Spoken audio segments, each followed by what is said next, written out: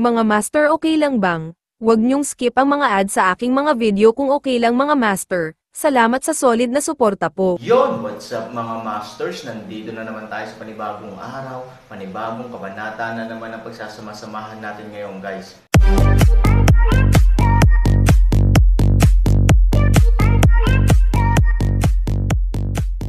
Bali mga masters, kung bago ka pa lang po sa aking YouTube channel, please click the subscribe button, lalong-lalo na po yung notification bell, guys, para maging connected pa rin tayo sa isa't isa at maging updated kayo sa mga susunod ko pang video.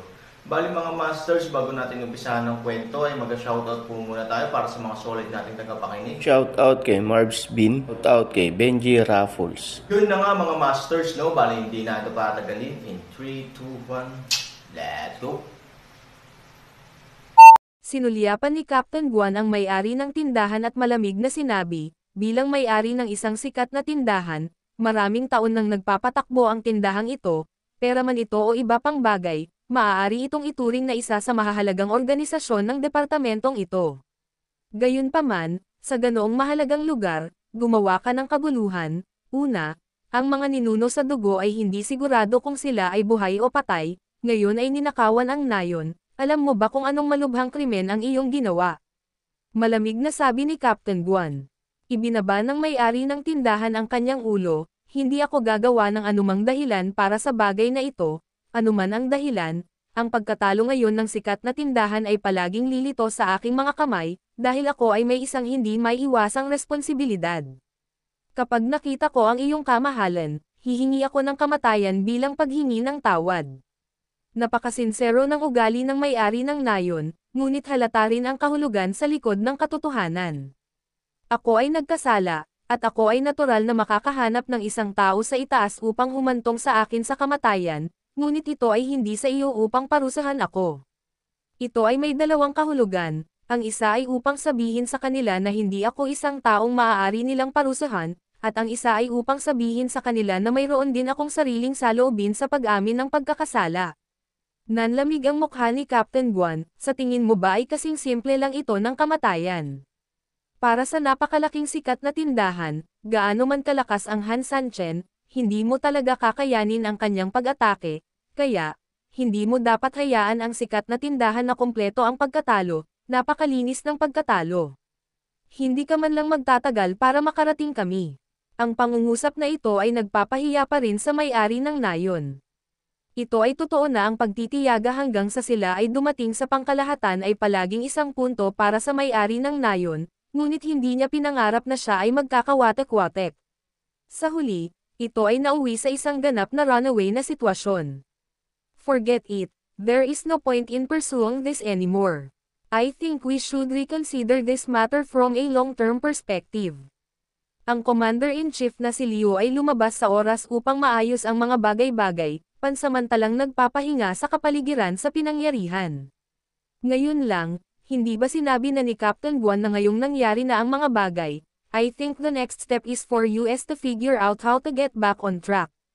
Ang may-ari ng nayon ay hindi nang ahas na magsalita pa at nagtanong, dalawang espesyal na sugo, ano ang iyong mga plano?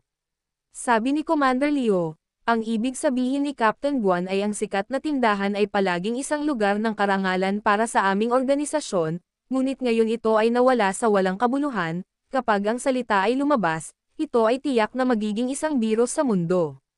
Minsan, kung mas ipinagmamalaki mo ang isang bagay, mas malamang na maging hindi maalis na peklat sa iyong mukha kapag may nangyaring kahihiyan sa iyo. Ganito ang sitwasyon sa mga sikat na tindahan ngayon. Kung gaano ito sikat noon, ngayon ay malamang na magkaroon ng nakamamatay na epekto.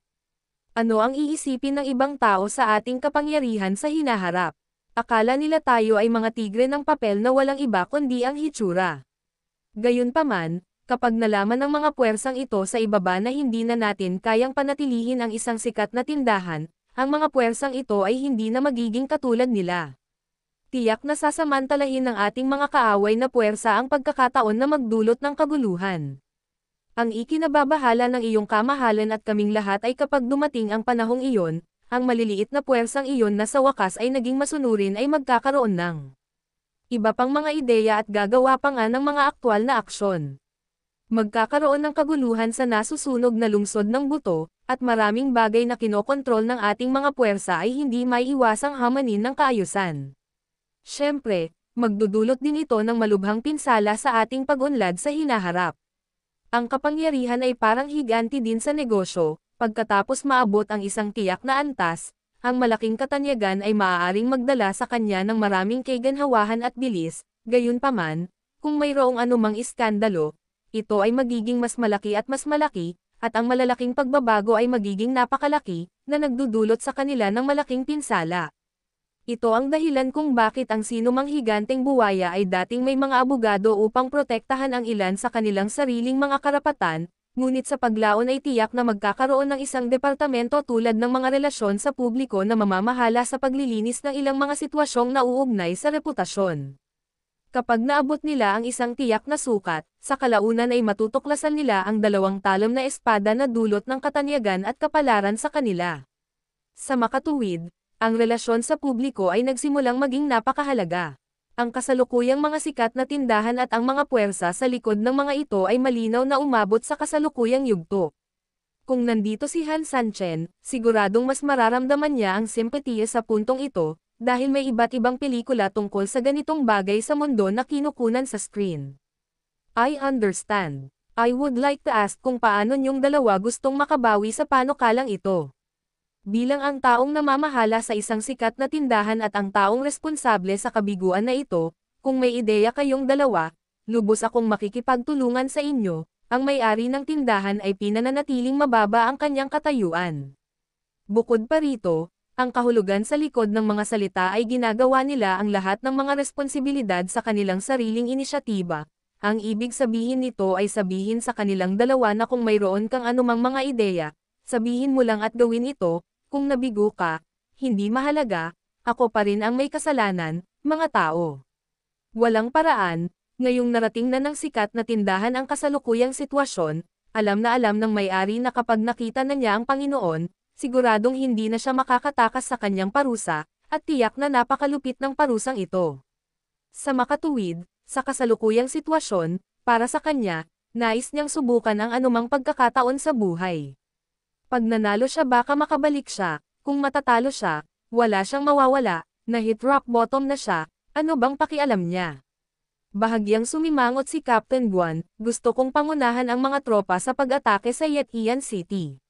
Dahil sinalakay ng kabilang partido ang aming sikat na tindahan, sa tingin ko ang pinakamahusay na paraan upang mabawi ang aming posisyon ay natural na ibagsak din namin ang kanilang tindahan.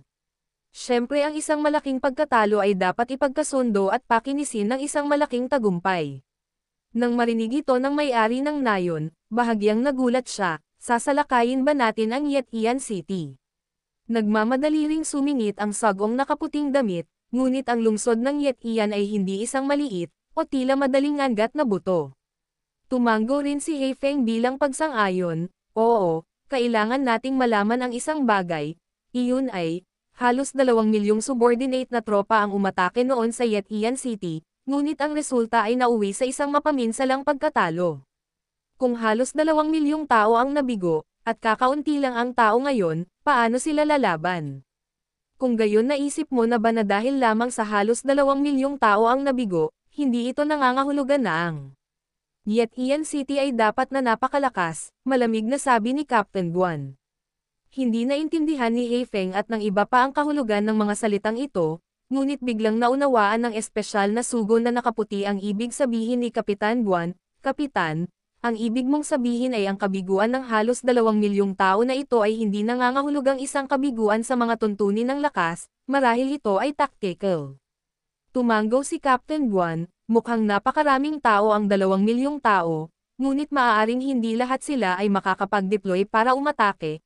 Pangalawa, dahil sa dami ng tao, siguradong magiging sobrang bloated na sila noon.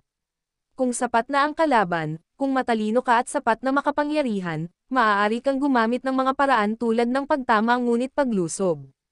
Bagamat ito ay mahirap na gumawa ng isang tunay na tagumpay, hindi imposibleng magsalita. Of course, these are not important, the most important thing is that you can know it if you think about it for a moment. Kasunod ng pag-iisip na ito, Halos walang pagsisikap ang espesyal na sabong nakaputi at agad na naisip ang isang bagay. Sinasabi ng kapitan na ang kasalukuyang pagtatanggol ng lungsod ng sikat na tindahan ay maaaring napakahina. Biglang napagtanto ng may-ari ng nayon, tama ka, kahit na mabaygo ang nakakabaliw na pag-atake na inilunsad ng 2 milyong tao sa Yetian City, at least ito ay magiging parang toro sa Yetian City. Napakahina na ng depensa ng Yetian City, kapag nangyari ito, malaking pagkalugi ang mararanasan nila, maging ang city defense o ang kanilang mga tauhan at kabayo, tiyak na malaki ang magiging casualty. Sa madaling salita, ang Yetian City ngayon ay mukhang isang tigre ng papel sa isang kahulugan, at ito talaga ang pinakamagandang oras para umatake. Sa wakas ay naunawaan ni Heifeng at Tumango, nakikita ko ito. Nang makitang walang gaanong tumutol, tumango si Captain Guan at sinabing, ang dating kabiguan ng Yetian City ay naging dahilan upang ang ating kapangyarihan ay medyo hindi na makaangat sa ating ulo. Ngayon kahit na ang mga lugar tulad ng mga sikat na tindahan ay dumanas ng matinding pagkalugi, ito ay gagawin lamang tayong lahat ng ating mga kasosyo, o mga taong nakadikit sa atin, ay kaina-hinala sa atin. Kaya, kailangan nating gumawa ng isang bagay para mabawi ang nawala sa atin. Sa tingin ko ang pag-atake ng Yetian City ay dapat isagawa.